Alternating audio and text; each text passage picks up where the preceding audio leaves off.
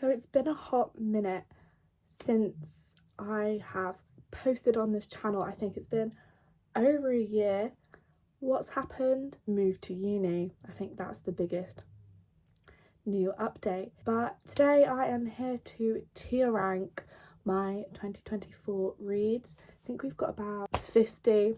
I'm not quite sure, but let's just get into it. 6 tiers. So we've got God tier, which is basically 5-star, 6-star, absolutely sensational. And then we've got what's 4 plus 4, 8. So that's self-explanatory. And then lower down we've got I would recommend, but I haven't thought twice about it since I've read it. And then slightly lower down we've got We Were Rooting for You. You know, I was hoping this book would be better. I had higher expectations, just felt a bit flat. And then we've got Don't Remember Reading This. Once again, self-explanatory for the more lower rated books. And then at the bottom, we have got WTF Did I Just Read? So basically, those are my least favourite reads of the year. So first off, we've got the first Magnolia Parks book.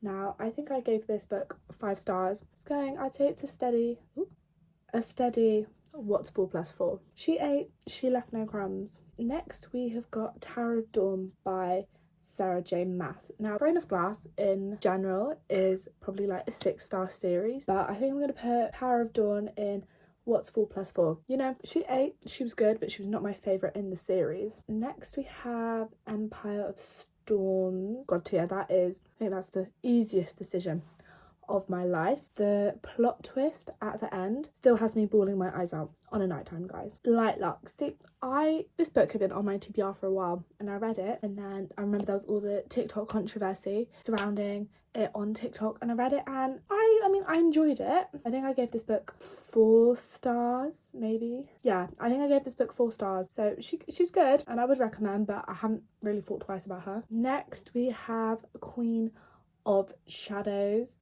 Once again, self-explanatory, absolutely God tier. I feel like this was the first book in this series when I was like, this is gonna be phenomenal. This is gonna be absolutely amazing. Eat her up for dinner, absolutely scrummy, right? An Heir of Fire. See, I gave Heir of Fire 5 stars as well as Tower of Dawn, but you know what? She's gonna sit herself in the God tier little section. You know, the training, that whole aspect. And obviously we met Rowan. I feel like I've got to put it in God tier just for that. And then we hit, right, don't kill me, guys. We've got The Stolen Heir. I DNF'd this book. I started reading it in September and then I moved to uni and I forgot about it. So it is probably in the lower category for an unjust reason. But when I was reading it, I was bored. I think I read the first 5 chapters. I was bored. I mean, she's sitting on my shelf nicely, but not for me, even though I really liked the Cruel Prince trilogy. So will I get back around to reading her? Probably not. So I'm very sorry. Please don't come for me, guys, because you guys can be scary. Okay, next up we have Crown of Midnight. She ate. She was, when I was like, okay, something's cooking here. And obviously after Crown of Midnight, this is sort of where the story diverges from what you think it's going to be. Ending of Crown of Midnight also still has me sobbing violently into my pillow. So I feel like if you're going to go into Throne of Glass, you should know that it's very emotionally damaging. Also, my glasses keep falling down my face, pissing me off. Anyway, next we have Throne of Glass. She Did Eat. This was the second book that I read in this series. So I read Assassin's Blade first. Personally, I think I'm just maybe a cold person, but I did not cry reading Assassin's Blade, and I know so many people do. So I don't know, does that make me a cold-hearted person?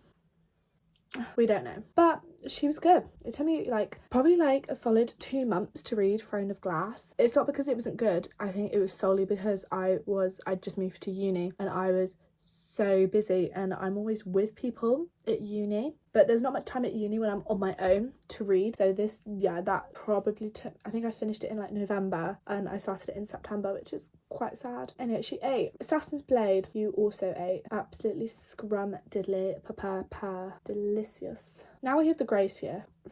I feel like The Gracia is a very underrated book. It's like a dystopian book, and the Gracia girls, I think it's when you turn 16 or 17, I can't quite remember. It's basically you have to go and you live in like the woods and the forest for a year to expel your magic because all the men think it's dangerous. And it's like especially recommended for people who like The Handmaid's Tale, which I have not read. Well, I started reading it 2 days ago and I DNF'd it. I was so confused. I felt like it just jumped straight into the story. I'm not sure whether it's just that's what the book is, but I'll probably watch the series, and I think it's probably a soft DNF.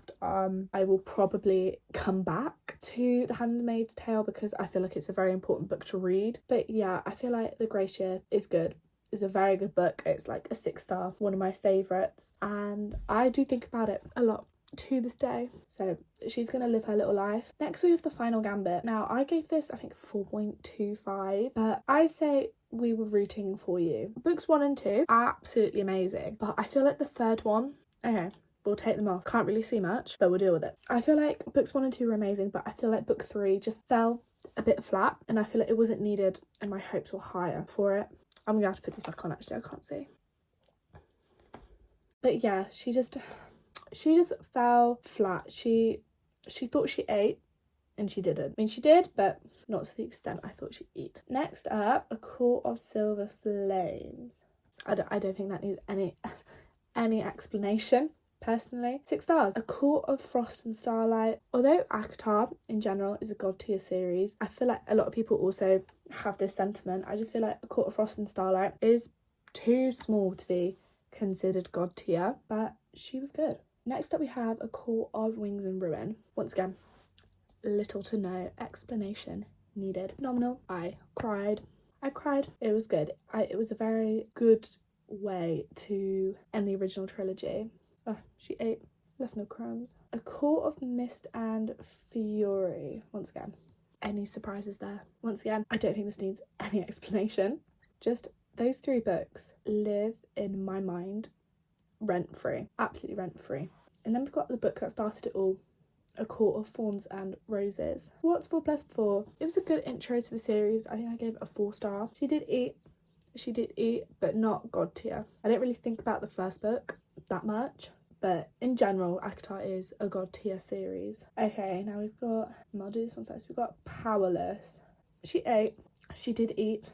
I know there's been a lot of sort of controversy surrounding Powerless on TikTok, but I thought she was good. I thought she was a fun little time, or just a little YA romantasy. Definitely more romance in a fantasy, like a romance book set in a fantasy world rather than a fantasy book with a bit of romance. It's definitely more heavy on the romance side. So if you are a romantasy baddie, then I'd say definitely read Powerless and Reckless. And obviously that brings me on to the next one. Reckless, once again, what's 4+4? See, the ending I still think about, which is why I'm very excited for Fearless, the 3rd book in the trilogy, which comes out in April. If that book is a flop, well, not a flop, but if, my expectations were higher and it's not met in this book, my year will be ruined. Plain and simple, my year will be ruined. But that's a conversation to happen in April. And then we have Powerful. I'm going to put it in, I'd recommend. I haven't really thought twice about Powerful though. Was it needed? I think obviously there was a point to it. I think maybe the male main character will make an appearance in Fearless, but just reading Powerless and Reckless, was it needed? That's debatable, and I feel like someone might kill me for saying that, so I'm very sorry. Next we have The Hawthorne Legacy. Recommend. I haven't really thought twice about it. I mean, it was a good book and I did give it 5 stars, don't get me wrong, but I enjoyed it while I was reading it. Have I thought about it since? No, I have not. So do with that information what you will. It is a good time and you're definitely more into this series after you've read the first book, but I would recommend if you want a little fun time but haven't thought twice about the book, the series, or the characters since. And I think I read that in July. Okay, Icebreaker. We were rooting for you. I mean, there's not really much plot to the book. So actually, you can move it down. I don't remember reading this.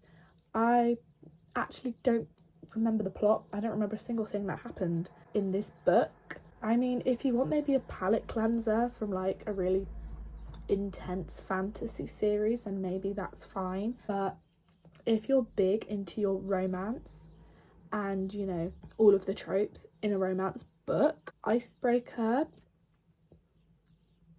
she ain't gonna cut it. She ain't gonna cut it. Yeah, I actually can't tell you a single thing that happened in that book. So, moving promptly on. Funny story. One, definitely in my top 10 reads of this year, I think she's maybe like, yeah, definitely in the top 25. I think she might be 11. 10 or 11, she's in there. Definitely. It was so good. I think I read all of Emily Henry's books this year. So basically, I started my reading journey again in June after I finished my A-levels, and I literally read all of Emily Henry's books in the summer. And Funny Story is definitely one of my favourites that I read. So good. And I'm very excited for A Great Big Beautiful Life. I think that's my most anticipated read for 2025. Next, we've Every Summer After by Carly Fortune. These two books are my only DNFs of 2024. Every Summer After, I got bored. I think I read 4-5 chapters and I wanted to fall asleep. I didn't want to read. I just didn't want to read this book. So I was like, no, not doing that. So I DNF, because if you're not enjoying a book, you shouldn't force yourself to read it, because that will put you in a slump. Next we have Crooked Kingdom. Phenomenal. God tier. See, I read Six of Crows, I think either 2022 or 2023, and then I was in a massive like slump. I didn't pick up a single book, and then I had my A-levels, so I was revising, didn't read. So I think I read it in June or July, because it's been sitting on my shelf and I was like, I want to finish the duology. And it was impeccable. It was sensational, phenomenal. God tier. Lives in my head rent free. And then after I read that, I watched Shadow and Bone on Netflix. I'm still mad at you. Why did you cancel Shadow and Bone?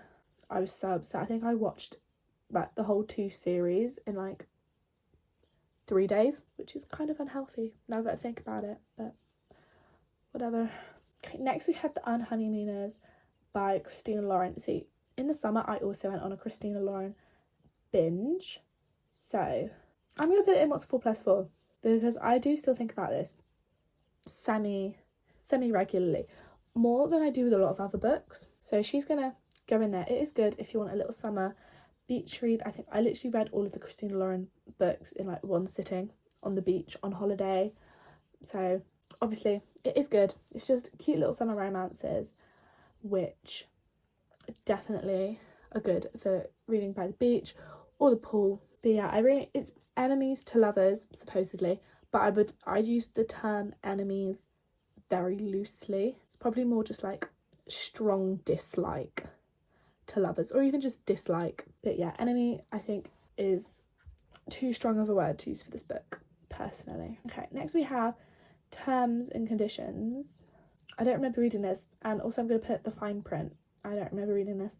What were these books? Billionaire romances with absolutely unmemorable plots.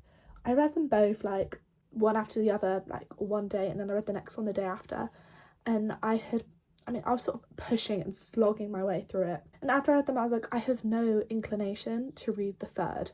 I thought the second one was better than the first one by miles, but they both thought they ate. They did not. They flopped. They flopped so hard out of a 10-story building and crashed to the floor. That kind of flopping I wouldn't recommend. I mean, I thought I'd like the billionaire romance, because I liked, as we'll go on, the take them, throw them out the window, and move on. Now we have After I Do by Taylor Jenkins Reid. I have read most of Taylor Jenkins Reid's books. I think there's one from her backlog, like one of her first books, which I haven't read. And After I Do, I had really high expectations, because like I'd read Daisy Jones and the Six, and Malibu Rising, Carrie Soto Is Back, like all like 5-star reads. And I didn't like the song because it's second chance romance. It's like a failing marriage, and they decide to have a year apart to focus on themselves and then potentially come back together. I thought this book was a bit of a bore, and personally apart from them spending 1 year apart, I couldn't tell you anything about it. I don't know whether this actually happened or if I made it up, but like, did she like log into his emails and read his emails or something? Bit weird. So I couldn't tell you anything more apart from that. Bit of a flop, once again. Flop out of the window. Next we have the Inheritance Games. 8. 5 stars.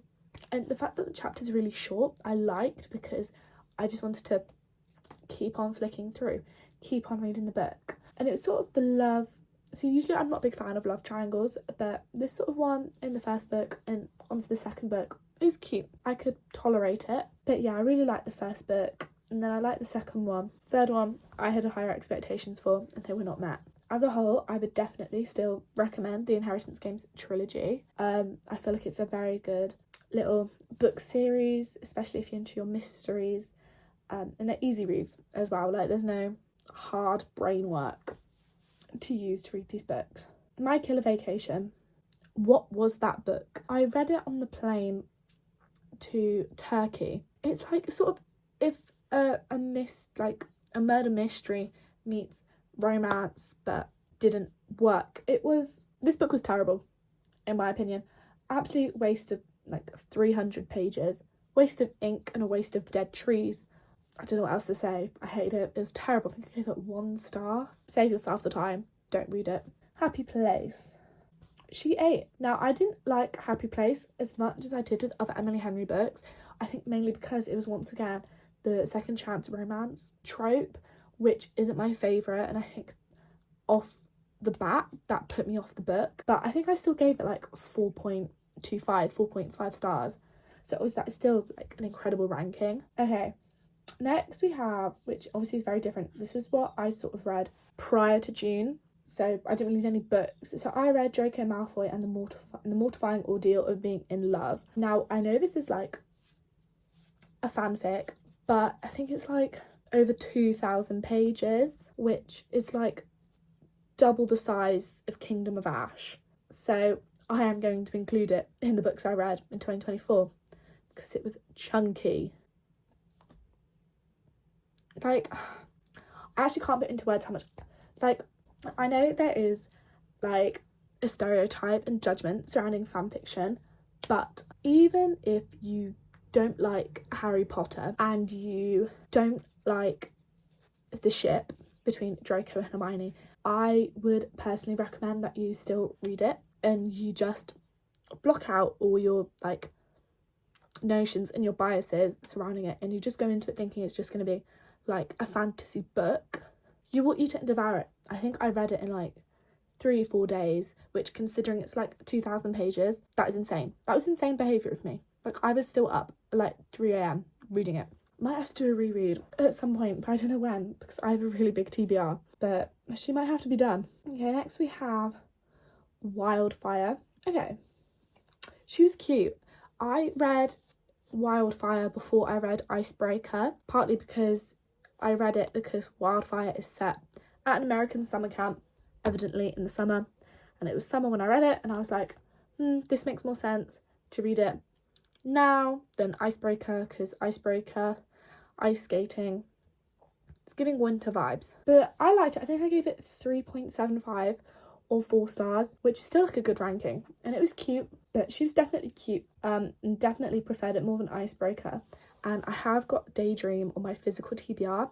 It's on my shelf at uni, so I haven't actually got it with me here, but I would definitely be getting to Daydream in like the next month or so. Like, it's on my immediate February TBR, so hopefully I actually read more than 1 book in uni, like per month. Otherwise I am not going to meet my goal of 100 books this year, which I think is maybe a bit adventurous, but right, this is irrelevant. But my logic was that if from June to December I read 50 books, that from January to June I'd be able to read like 50 more, roughly. And also gone for 100 because I think I read like 8 books in August, but in July I read 20 books.